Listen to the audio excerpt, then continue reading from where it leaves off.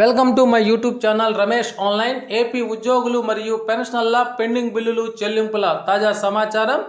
ఏపీకి 3,000 కోట్ల రూపాయల రాక, డిఏ పిఆర్సీ అరియర్స్ తాజా సమాచారం అనే హెడ్లైన్తో ఉన్నటువంటి వీడియో అయితే మనం చూస్తున్నాం. చూసే ముందుగా ఫ్రెండ్స్ ఎవరైనా ఫస్ట్ టైం మన ఛానల్ని విజిట్ చేసినట్లయితే తప్పకుండా సబ్స్క్రైబ్ చేసుకొని పక్కనే ఉన్న బెల్ ఐకాన్ టచ్ చేయండి. ఇక విషయానికి వచ్చినట్లయితే ఏపీ ఉద్యోగులు మరియు పెన్షన్లకు చెల్లించాల్సినటువంటి పెండింగ్ బిల్లుల చెల్లింపులో భాగంగా ప్రభుత్వం గత మార్చి 31 చెల్లిస్తామని చెప్పినటువంటి చెల్లింపుల్లో అయితే APGLI loans, GPF loans, medical బిల్లులు మరియు సంపాదిత సెలవులను అయితే జమ చేయడం జరిగింది. అయితే ఈ యొక్క సరెండర్ లీవ్స్ మాత్రము 2022 ఏప్రిల్ లోపు అప్లై చేసుకున్నటువంటి వారికి మాత్రమే జమ అయ్యాయి ఇంతవరకని మనం కిందటి వీడియోలో కూడా చెప్పుకొని ఉన్నాము. అయితే మిగతా వారికి ఈ వారంలో జమ అవుతాయని సమాచారం.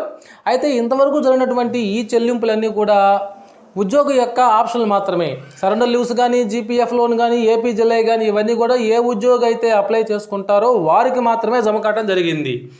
అయితే ఇక ప్రతి ఉద్యోగికి కామన్గా చెల్లించాల్సినటువంటి చెల్లింపులు అయితే డిఏ అరియర్స్ మరియు పిఆర్సీ అరియర్స్. అయితే ఈ చెల్లింపుల్లో డిఏ అరియర్స్ మనకి 6 విడతలు అయితే ఇంకా చెల్లించాల్సి ఉన్నది.